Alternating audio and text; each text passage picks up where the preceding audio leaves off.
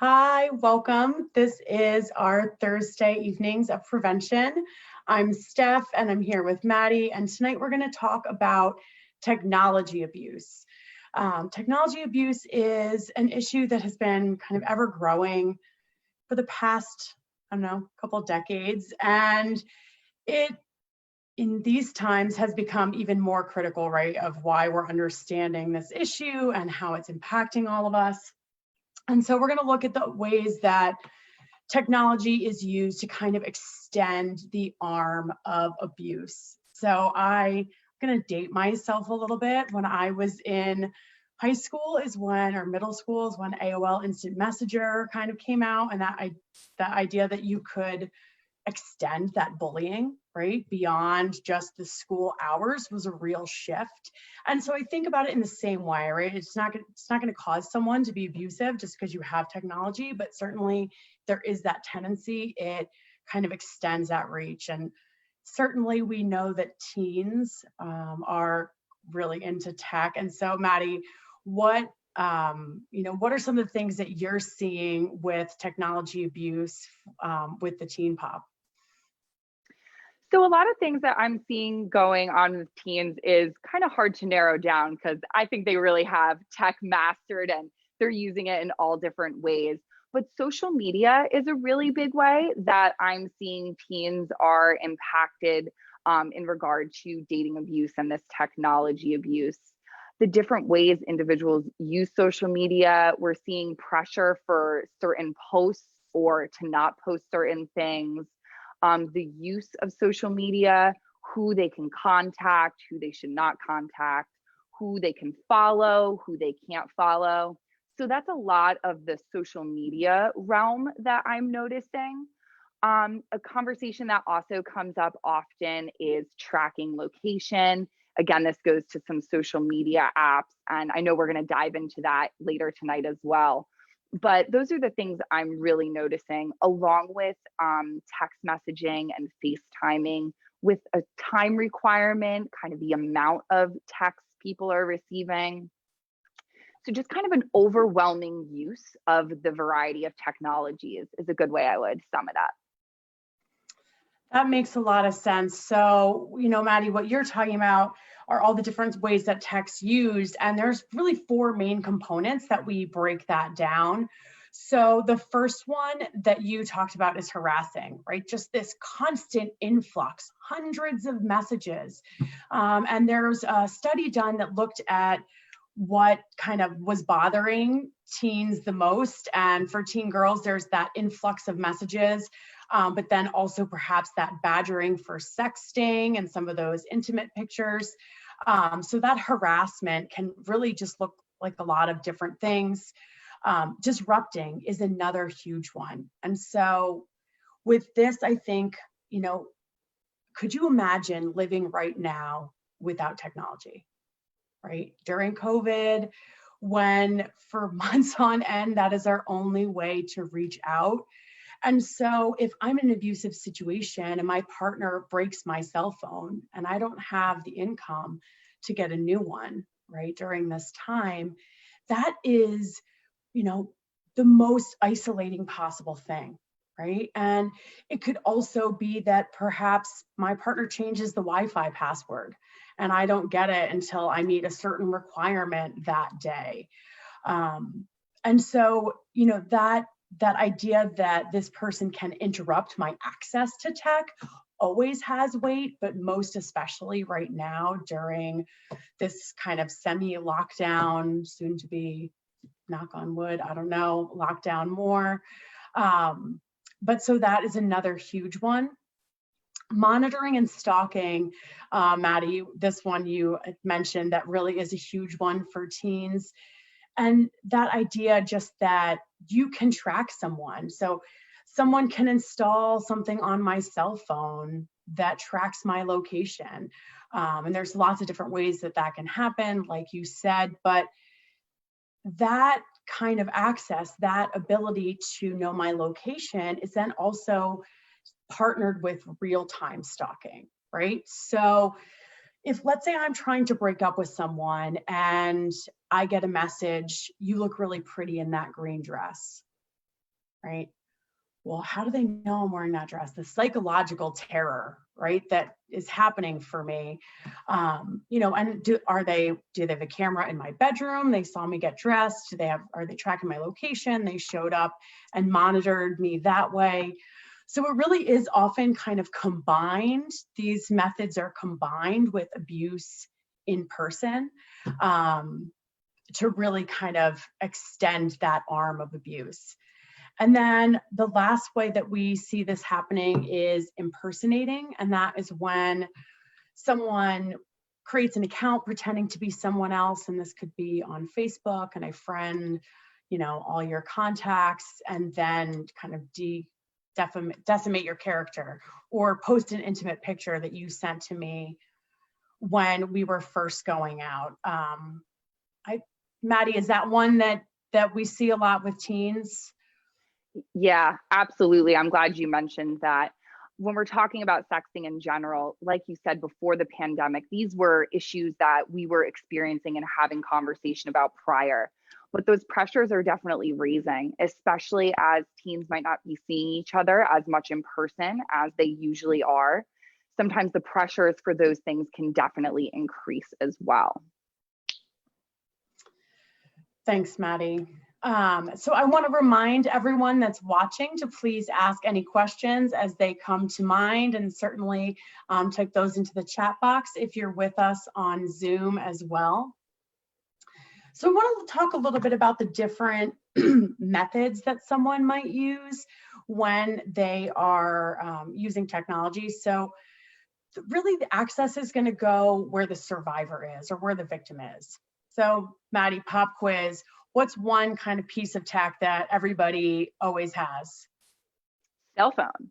Yeah, it's their cell phone, right? So that is the number one piece of access for someone that might be looking to gain information about their partner. And there's a million different ways. So like I said, it could be an app that my partner has downloaded that tracks my location. But if we're on the same family plan, they can track me through that. Maybe there's some spyware that tracks every keystroke that I make on my phone, or my parking app, or my gosh, I can't think of the word. My navigation app starts recording my location of where I parked, right? Just from some update. And that's the thing, I think, with technology and privacy, is that it's like the standard mode is to give away your information, right? And to be sharing that information. And so every update, every setting is going to be where you're sharing that information. Like Waze, you have to either always be sharing it or never be sharing it. And so why can't I only share it when I'm using that app? It's just so weird that it wants to always have your information. So you have to actively kind of go in and seek with that. Same thing for social networking. And then, when you're talking about spyware, this can be the hardest thing to identify. But when we look at just kind of, this person has all the information that can be installed through an email, through a text message that you click. It's very, when we talk a little bit later about how to identify that this is happening, we can talk a little bit more about spyware. But Maddie, when you think about some of these things, this idea of like, get rid of your cell phone or get rid of your social media, do you think that's going to fly with like teens? No, and I don't think that would fly with most of us really in 2020. I think we all have a connection to that. Another connection we've kind of found during the pandemic, the way to keep people in our lives close to us. So I think social networking is always really going to be a piece of what we do, and it's how to keep ourselves safe with it. And Steph, like you were saying, how the settings automatically go to share this information with people. On your Snapchat, the automatic setting is to share that. So you have to go and turn yourself on ghost mode. When we're talking about pictures, even, you could be sending someone a photo. If you don't go in your photos to turn off the locations, you could be sending someone a picture and actually sending them your location as well when they open that up. So I think it's really about a lot of these underlying things that you mentioned, like making sure that we have our locations off if that's information that we want kept private. Awesome. It's always, the responsibility is always on us, right? We have to be in control of our own information and our own privacy. So, how might you know? I think a lot of the time it's a survivor is really going to be thinking, how did they get that information, right? So how did that person know I'm wearing the green dress, right? I remember telling my friend that, but I wasn't at home when I told them that, right? There's no, and to really trust your gut with that, I think that's part of the challenge, because survivors are consistently told to not trust themselves, and kind of we could all be served by trusting our intuition a little bit more, but certainly for a survivor, that kind of gut feeling that this person shouldn't have access to that information is a hint. And another one could be that your battery's draining really quickly, or if your phone feels hot to the touch. The really cool thing is that, some of these apps might be invisible. So I can look at my phone and I can't see it just looking at my home screen. But if I take it to my provider, right, I have this suspicion, my battery's draining, feels hot, this person knows this stuff. I can take it to Verizon and they can scan my phone and tell me something's on there. The thing about that is that what I do with that information is also going to impact my safety, right? So if I'm still with my abusive partner, okay, I now know that they're tracking this information, but if I remove it from there, I don't want them to know that I know, right? So really kind of, how can I make a bridge around that, right? Can I use somebody else's phone? Can I use a different method to communicate?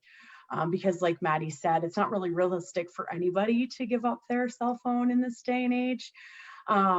So, certainly if I'm maybe ready to go to Safe House, if I know that Jbws Safe House is ready, ready to take me in and I'm ready to leave my partner, that's the right thing for me. Maybe then I'm going to go in and get that removed off my phone, right, as part of my safety for going there. But it's really tricky, right? Because it's,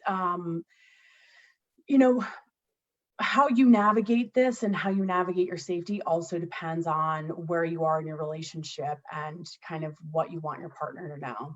Anything about that from the teen perspective, Maddie? I don't know if there's necessarily anything about that relates to teens, but just wanted to kick it out there. Yeah, I think it's a little bit less likely maybe that a teen would have their phone have some of these spyware things on them.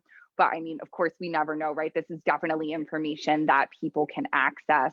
But the conversation that I have with teens in regard to a lot of the things we've spoke about tonight is setting boundaries, especially with technology. Setting those boundaries from the beginning, that it's not sharing those passwords with your partner for social media accounts or emails. And if we have these conversations about safe online boundaries, what I'm okay with sharing with you, what I expect you to be okay with me sharing, and just stating and having that conversation about boundaries, I find is a really great tool for teens to empower their safety online and social media. I love that. And I think that kind of communication for all relationships, right? Again, that communication about healthy boundaries is really critical for all of us. So some other just kind of general safety planning tips around tech, certainly to, again, use a safer computer or device if you believe that you're being tracked on one.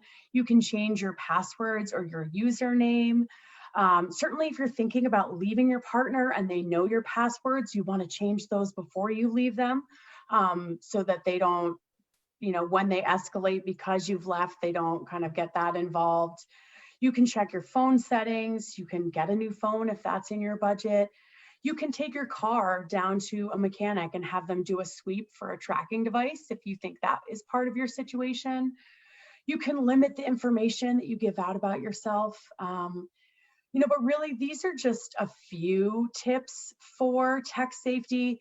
When you're looking at the full gamut for all these different tech safety tools, the National Network to End Domestic Violence created an entire toolkit, techsafety.org.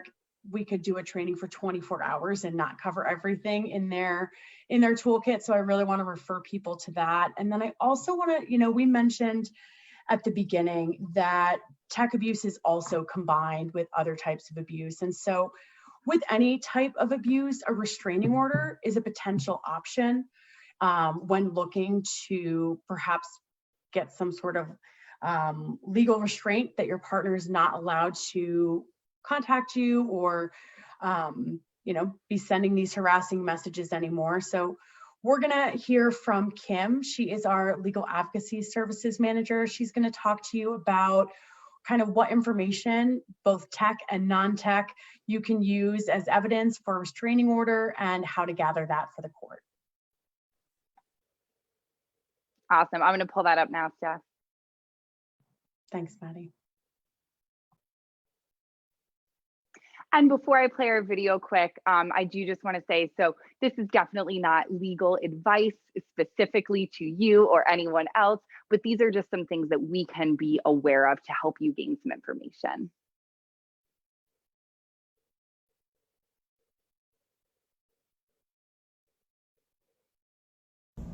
Hi, I'm Kim. I'm the Legal Advocacy Manager for Jbws. I'm going to go over the types of evidence that can be submitted to the court for a final restraining order hearing. Types of evidence can include video or audio of the incidents that you have noted on the restraining order. If you're having difficulty sending them to the court, they may sometimes allow for you to play it. As long as they can see or hear it, the judge may find that it's acceptable.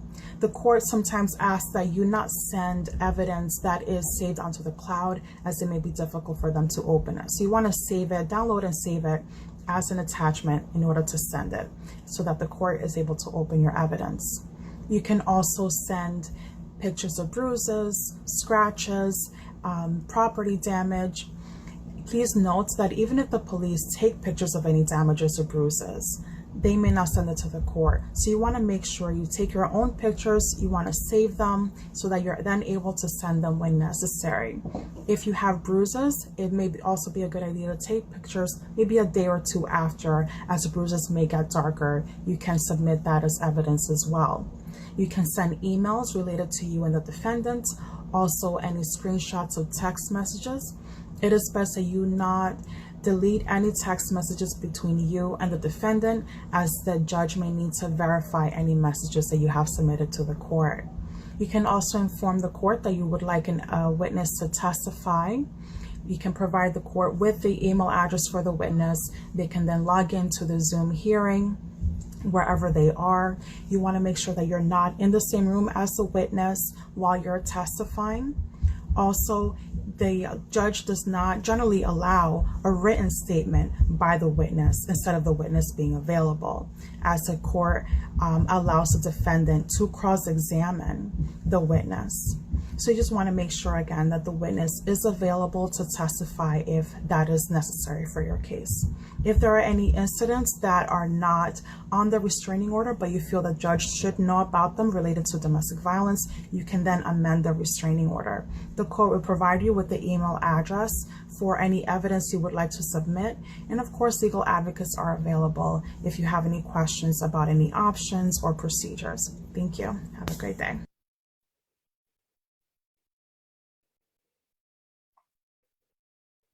Awesome. Thanks, Kim. So just another reminder that that is not legal advice. Those are just some information about your legal options and some resources that we have available. So I want to thank everyone for joining us this evening. And certainly if you are concerned about tech abuse, or if you are concerned about a loved one might be experiencing tech abuse, please feel free to reach out to our helpline at 973-267-4763. And I wanted to let everyone know that you don't have to be sad, because this is not going to be our last Prevention Thursday. We will be back in 2 weeks, where we're going to kick off a monthly Prevention Thursday series. so that we can keep the education going. Please, please, please leave in the comments, in the chat, what topics you would like to hear about. We want to hear from you guys about topics that mean something to you, and we will find a way to bring them to you. So thank you, thank you, thank you, everyone. We are really excited to continue this in a couple weeks on November 12th on a monthly basis to keep the awareness going, because Domestic Violence Awareness Month might be coming to an end, but DV happens all year long, and we need to be aware and supporting survivors and working towards racial justice and survivor justice 365 days a year. 366 this year, actually, because it was a leap year. Of course, 2020 would be longer. So, all right, thank you, everyone. We will see you in a couple weeks, and we can't wait to hear about your ideas for what you want to hear about. Have a good night.